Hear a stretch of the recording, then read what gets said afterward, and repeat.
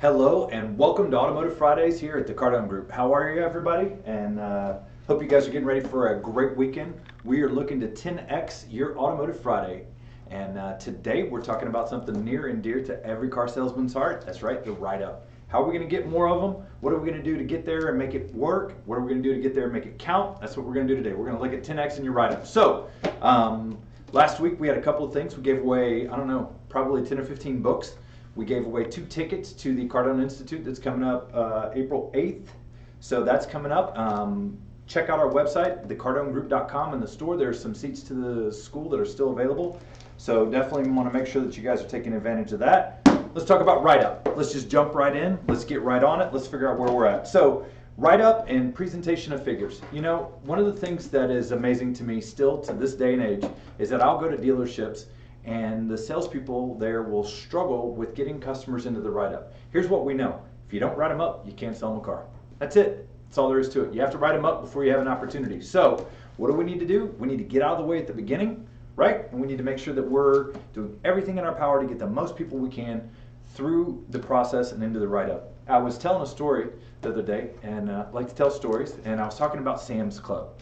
And you know when you go to Sam's Club and you roll up to the Sam's Club and you walk in, you got to show the lady there at the door, you're the man there at the door, your ID card, right, to get in. Hey, I'm a member of Sam's Club. Let me in.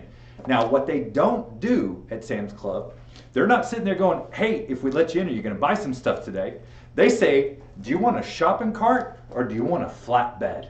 Right? That's what they're doing. They're getting out of your way. Sam Walton, when he was interviewed in his biography, he was asked, why don't you have clerks like they do at Sears and JCPenney's, which were the preeminent retailers at the time? And Sam said, well, I believe a man can buy more or will buy more than a clerk can sell them. I want you to think about that for a second. How often are we getting in the way of the customer too early in the process by saying, hey, are you guys going to buy a car today? Right? We need to get that out of our language. That person is committed. They're committed to the process. They got up and went somewhere they don't even want to be, which is your car dealership. You need to be thankful. And we know based on statistics right now, current statistics, they're only visiting between 1.2 and 1.6 dealers. What's that mean to you? It means you got a really good chance of selling them a car. Don't screw it up, right? So get out of the way, get them through the process, and let's get as many people as we can to that write-up. Because we know if we outright you, we'll outsell you. So what's the client's expectation in regards to the write-up? First thing that they think is that the dealership will provide them all the information they need to make a well-informed decision, even if the decision is not made today. Think about that for a second. That we're going to give them information even if they're not willing to make a decision today. Now, we know we're not going to close everybody that comes into the dealership on the first visit. That's okay, right? That's what follow-up's about. That's what you guys are doing to get those people back in here. Now, we're certainly going to give it our college try.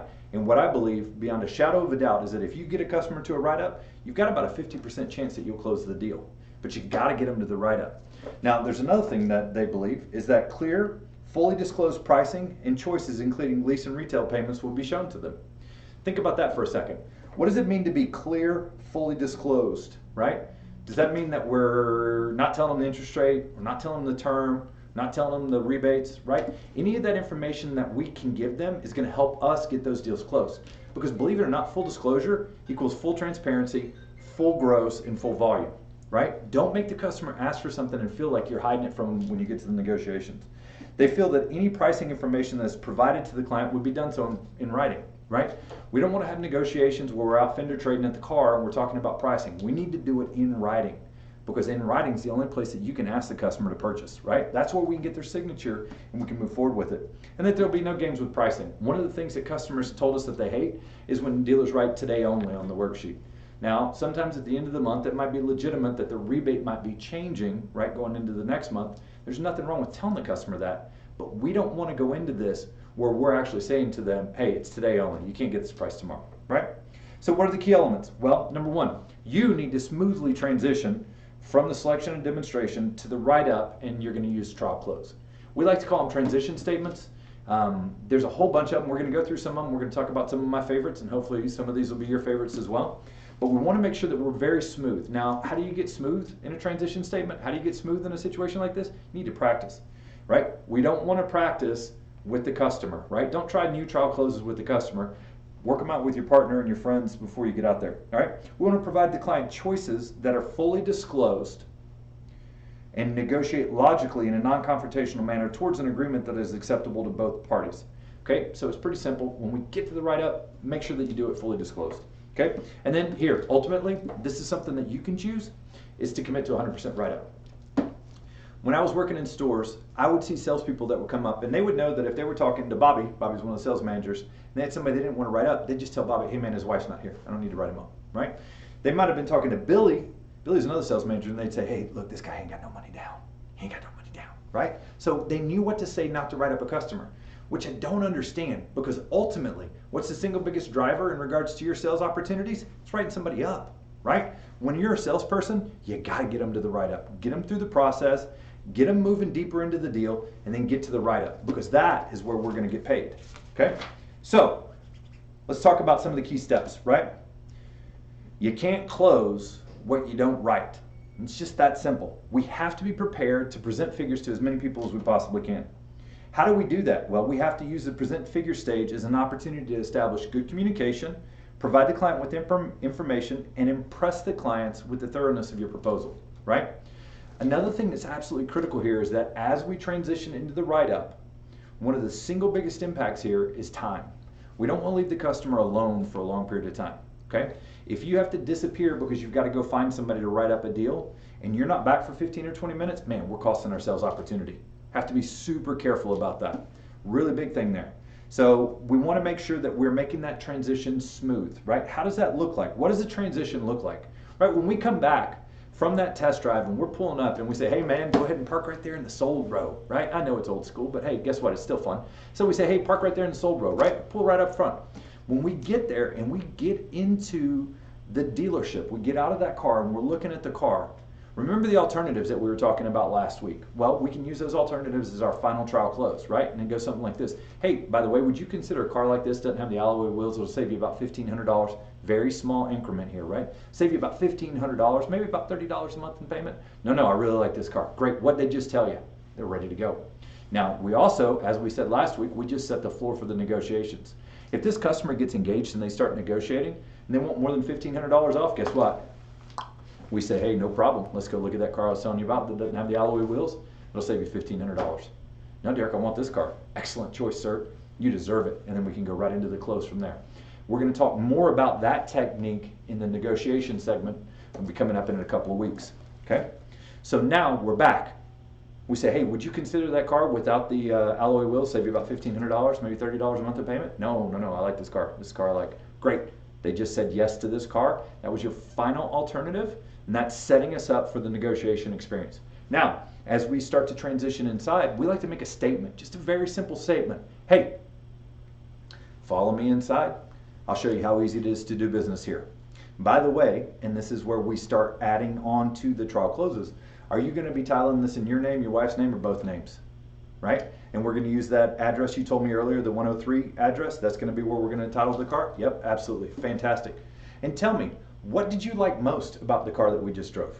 Right? This is the final part of the transition and the trial closes that we like to do. What did you like most about the car we just drove? Well, I really liked the ride. Man, the ride was fantastic. What did you like least about it? Well, I didn't like the color. I wasn't looking for bittersweet moondust metallic, but you know, if the deal's right, I'd probably say yes. So you're saying that wouldn't stand in the way of you and me doing business today? No. If the money's right, I'll do it. So what we like to do is we ask them, hey, what'd you like most? What'd you like least? That wouldn't stand in the way of us doing business, would it? Right? Those three questions really put us in a great position because, again, we're adding value to the negotiation experience. How's that? Well, what do I know? Right now, I know what they like most, the ride, right? So when I'm revalidating what the customer liked on the vehicle, what's important to them, I'm going to definitely hit this because it's what they like the most. Hey, man, remember outside you told me you liked the ride. This car's got a great ride, right? When they say, what do you like least? What am I doing? I'm already eliminating that as a reason for them not to buy the car, right? So what'd you like least? Well, I really wasn't into the color. Okay, well, that wouldn't keep you from doing business, would it? Well, no, you're right. We'd probably still go with the car if you can get the figures agreeable. Okay, no problem. Follow me. Show you how easy it is to do business here, right? So all of these steps, all of these transition statements are designed to do one thing: confirm the car, get us inside so that we can present that worksheet and then we can negotiate. So let's look at this. Back up one step. We just came back from the test drive. We get out of the car. What'd you like most? What'd you like least? That wouldn't keep you from owning it. By the way, would you consider an alternative? Maybe a little piece less equipment, save you a couple of bucks, maybe a couple of bucks a month. Nope. Fantastic. Follow me. I'll show you how easy it is to do business here. By the way, we're going to be titling your name, your wife's name, and both names. Excellent. We're going to use that 103 anywhere lane circle. Yep, good. All right, let's go ahead and get that information entered into our computer system, and I'll get you those final figures on the vehicle you just selected.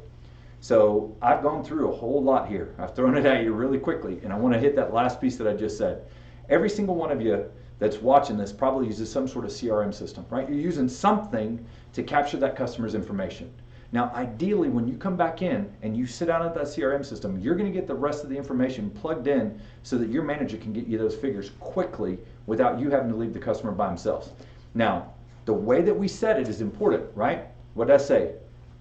We're going to get your information entered into the computer system so I can get you the final figures on the vehicle you just selected. The final figures on the vehicle you just selected. Now, that doesn't mean that they're going to roll over and say, yes, I'll take it at those prices. But what are we implying to the customer, right? Again, it's all about the words that we choose to use, right? We're setting this up so that we've already set the floor to our negotiations, right, with our alternative. We're setting it up that this is the right vehicle, that there isn't anything about it that would keep them from owning. And then we're setting it up that we're going to get them the final figures so that they can say yes to the car that they've selected. So all these techniques right here in a row, they don't take but a couple of minutes, but it really ensures that you are heading on the right path for getting your write-up done. Now, it's pretty simple. Commit to it. 100% write-up. I promise you, going into the last 3 days of the month, you all do this, right? What do? 100% write-up. Man, I've had sales meetings where I'm the guy up there going, listen, here's the deal. We need another 20 deals. If somebody comes onto this lot pushing their belongings in a shopping cart, I want to write them up. Because what do we know? The only way to close the deal is to write them up, right? We all do this at the end of the month. We know that. When you got a customer inside and they're sitting at your desk, they're inside your multi-million-dollar facility, they're sitting at the desk, you've got your management team there to support you, this is where the magic happens, right? Get them to that write-up, put them in a position that they can say yes and ask for the business. That's your 10X Automotive Fridays tip of the week, and I'm telling you, just commit to it. 100% write-up. Do it this weekend. Today's Friday. Let me know next week how many write-ups that you got, because the more you write up, the more you're going to sell. That's your tip of the week from the Cardone Group. We really appreciate your time. I'll be back next week to start talking about negotiations. We're probably going to spend 3 weeks talking about negotiations. There's a lot of material to cover. So let's get those write-ups going. Let's stay focused on that. You guys give me a thumbs up on Instagram or YouTube or on our Facebook channel. Let us know any questions that you have. We'll try and get back to you in regards to the answer. And we're going to be running some additional contests this week for a seat to our school at the Cardone Institute in April 8th. I think it's 8th, 9th, 10th, 11th, April 8th through the 11th here in sunny Central Florida. So look forward to talking to you next week. Let's make it really successful. Write them up, guys. Thank you.